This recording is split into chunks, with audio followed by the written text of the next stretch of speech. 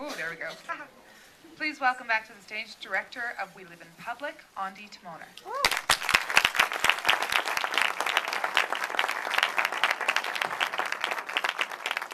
I have some people in the house. Josh Harris is here, actually.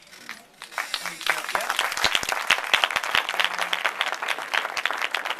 Kelly Lynn is also here to join us for our discussion. And also, producer Kirta Baruth is here. And Josh Altman.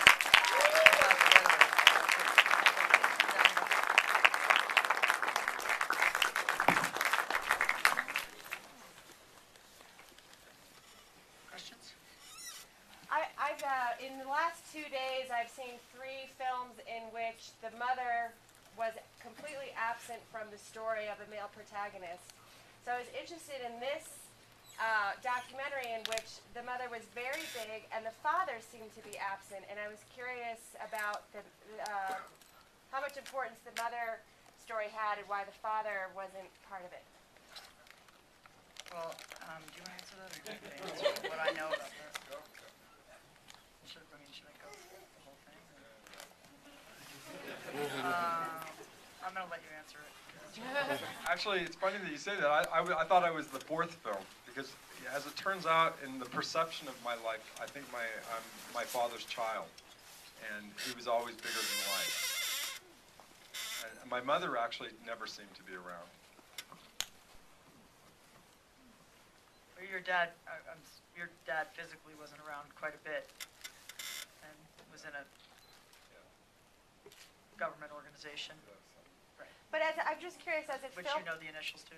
Yes. As a filmmaker, did you make that choice to?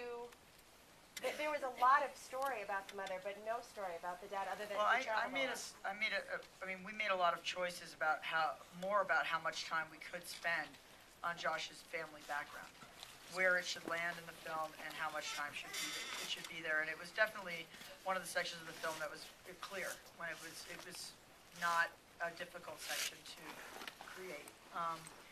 The father, that whole story, we could have. I mean, you come back to DVD when you're trying to tell a story that takes place over many years with a lot of footage. There's so many aspects to this story and scenes that will be on a DVD. Or on the web to be seen later. But the fact is, there's not a lot of data on Josh's father. He feels very strongly connected to his father, and it may have something to do with your choice in Ethiopia, which is another thing that we didn't get to in the film. We didn't go there. We were going to sprinkle that in, but Josh actually lived in Ethiopia for 1 year with his dad and mom when he was 10. And I think it was a very, at least from what I understand from a biography he's been working on, it was a very comforting, good time for you, like a formative time. And there were guns involved. I mean, maybe that has something to do with the gun thing. Right there? A very disruptive film. Thank you very much for making it. I think it's a very, very heavy meal to digest. And that's what the art is about. The question I have, though, is, and it's really to Josh. You know, we've lived the politics of the world outside of the .com and the world that you created on the internet around yourself is sort of left out of the film.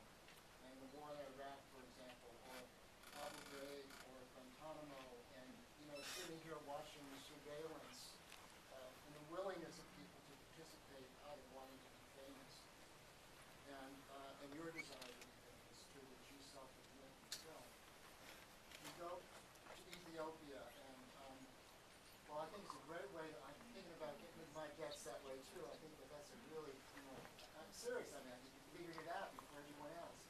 But what today, sitting here now, in terms of your humanity and the world we live in, and this new technology, and the surveillance, the way it's invaded all of our lives, what do you have to say to us? This comes out of respect to you guys. No, in my mind, it's an evolutionary process that's as individuals, as us having control of, I think those days are long gone. And what I think is happening is another organism is being formed, maybe the Borg, if you will, of the collective consciousness. So I think our days as individuals are, as pure individuals are slowly being numbered. And I have to say, Ethiopia, it's a 50,000-year-old culture. It's maybe the last bastion of pure humanity that I could find, at least. And it's been a wonder. Ethiopia is an amazing, amazing place. Countered by the fact that it's actually it's not the safest place in the world. I'm interested in that. As a filmmaker myself, I think back to when my childhood, you're constantly taught smile for the camera.